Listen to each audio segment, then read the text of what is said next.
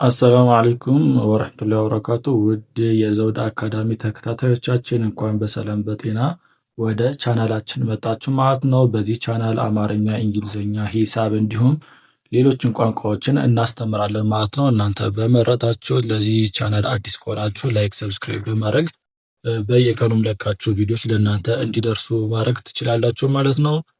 ትምህርቱ የምናስተምረው ከጀማሪዎች ጀምሮ እስከ ከፍ እስካሉ ደረጃ ድረስ ነው የምናስተምረው ማለት ነው። አማርኛም እንግሊዝኛ ሂሳብም እናስተምራለን። የኦንላይን ትምህርት መማር የምትፈልጉ ልጆች ካላችሁ በግላችሁም ሆነ በግሩፕ ናችሁ መማር የምትፈልጉ ልጆች ካላችሁ እዚህ ስክሪን ጋር ባስቀመጥኩት ስልክ ቁጥር ኢሞ፣ ዋትሳፕ፣ ቴሌግራም ጋር ሀይ በሉ አናግሪ። እናስተምራለን በግልም ሆነ በግሩፕ ማለት ነው። ከሰኞ እስከ አርብ ለቀን ለአንድ ሰዓት ያክል እናስተምራለን ማለት ነው። ከዛ በተጨማሪ የኦንላይን ስራ መስራት የምትፈልጉ ከኔ ጋር ከኪሳችሁ ምንም አይነት ገንዘብ ሳታወጡ ከኔ ጋር የኦንላይን ስራ አብራችሁ መስራት ትችላላችሁ ማለት ነው። ለዚህ ዩቲዩብ አዲስ የሆናችሁ ካላችሁ ላይክ፣ ሰብስክራይብ በማድረግ ተቀላቀሉ፣ ቤተሰብ ሆኖ ማለት ነው። ቀጥታ ወደ ትምህርቱ መሄድ ይሆናል። ዛሬ ሶስተኛውን ክፍል ይዤላችሁ የመጣው ከዚህ በፊት ያለፋችሁ ካላችሁ ገብታችሁ እዩት። አማርኛ በእንግሊዝኛ 2 ቪዲዮ ለቅቄያለሁ። ይሄ ሶስተኛው ነው የሚሆነው ማለት ነው። እድሉን ተጠቀሙበት፣ ተማሩ ላለው ማለት ነው። ቀጥታ ወደ ትምህርቱ ገባለሁ። እስከ መጨረሻ በመከታተል ለትምህርቱ ያላችሁን ፍላጎት ማየት ትችላላችሁ ማለት ነው። እሺ እንጀምር። እዚህ ጋር ለአኡ አኡ ፊደላቶች ነው ያሉት እንደምታዩቸው። ለአኡ አናባቢዎች ብቻ ነው የሚሆኑት፣ አናባቢዎች ብቻ በነጠላ ማለት ነው። አብረን እንያቸው። አ ኤ ኡ ዩ ኢ አይ አ ኤ ኤ አይ ኢ እ ኢ ኦ ኦ ይሆናል።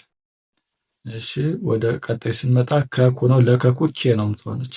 ለቀቁ ስታገለግል ልታዩት ትችላላችሁ፣ ግን ለከኩ ናት በዋናነት የምትሆነው ማለት ነው። ከ ኬኢ ኩ ኬዩ ኪ ኬአይ ካ ኬኤ ኬ ኬአይኢ ኬአይኢ ክ ኬ ኮ ኬኦ ኬኦ። እሺ ይሄን ካየነ እዚህ ጋር ወው አለ። ለወው ደግሞ ዳብሊውን ነው የምንጠቀመው። ለወው ዳብሊውን ነው የምንጠቀመው ማለት ነው። ወ ዳብሊው ኢ ወ ዳብሊው ኢ ው ዳብሊው ዩ ዊ ዳብሊው አይ ዋ ዳብሊው ኤ ዌ ዳብሊው አይ ኢ ው ዳብሊው ኦ ዳብሊው ኦ ዳብሊው ኦ። አሁን ከላይ ወደ ታች እንበለው እስኪ፣ ከላይ ወደ ታች እንበለው። ኤ አ ኤ ከ ኬ ኢ ወ ዳብሊው ኢ ወ ዳብሊው ኢ ኡ ዩ ኩ ኬ ዩ ው ዳብሊው ዩ ው ዳብሊው ዩ ኢ አይ ኪ ኬ አይ ዊ ዳብሊው አይ አ ኤ ካ ኬ ኤ ዋ ዳብሊው ኤ ዋ ዳብሊው ኤ ኤ አይ ኢ ኬ ኬ አይ ኢ ዌ ዳብሊው አይ ኢ ዌ ዳብሊው አይ ኢ። እሺ እ ኢ ክ ኬ ው ዳብሊው ኦ ኦ ኮ ኬ ኦ ዎ ዳብሊው ኦ። እዚህ ጋር መርሳት የሌለባችሁ ነገር ለመጀመሪያ ፊደላት አናባቢ የሚሆኑት ኢ ናቸው። ለሁለተኛ ፊደል አናባቢ የሚሆነው ዩ ነው። ለሶስተኛ ፊደል አይ ነው። ለአራተኛ ፊደል አናባቢ የሚሆነው ኤ ነው። ለአምስተኛ አይ እና ኢ ነው። ለስድስተኛ ፊደል አናባቢ የላቸውም። ለመጨረሻ ፊደል አናባቢ የሚሆነው ኦ ነው። ይሄ ህግ የማይሰራው ለአኡ ብቻ ነው። አኡ ራሳቸው አናባቢዎች ስለሚቀመጡ ነው ማለት ነው። እሺ ወደ ቀጣይ ስንሄድ ዘዙ ነው ያለ። ይህንም አብረን እንየው፣ በጣም ወሳኝና አስፈላጊ ስለሆነ ማለት ነው። ወደዚህ ከመግባታችን በፊት እስካሁን ላይክ ያላረጋችሁ ካላችሁ ላይክ አድርጉ፣ ሰብስክራይብ ያላረጋችሁ ካላችሁ ሰብስክራይብ አድርጉ። ለእኔም ስለሚጠቅም እንደ ማበረታቻም ስለሚሆን ነው። እሺ እዚህ ጋር ለዘዙ ዜድ ነው የምንጠቀመው። ለዘዙ ዜድ ነው የምንጠቀመው። እሺ ዘ ዜድ ኢ፣ ዙ ዜድ ዩ፣ ዚ ዜድ አይ፣ ዛ ዜድ ኤ፣ ዜ ዜድ አይ ኢ፣ ዝ ዜድ፣ ዞ ዜድ ኦ። እሺ ከዘዙ ቀጥሎ ማን አለ? ዠዡ። ዠዡ ለዠዡ ደግሞ ከዜድ እና ኤች በአንድ ላይ መሆን አለባቸው። ዜድ እና ኤች በአንድ ላይ ከሆኑ ዠዡ ነው ያነ ፊደል ማለት ነው። ዠ ዜድ ኤች ኢ፣ ዡ ዜድ ኤች ዩ፣ ዢ ዜድ ኤች አይ፣ ዣ ዜድ ኤች ኤ፣ ዤ ዜድ ኤች አይ ኢ፣ ዥ ዜድ ኤች፣ ዦ ዜድ ኤች ኦ።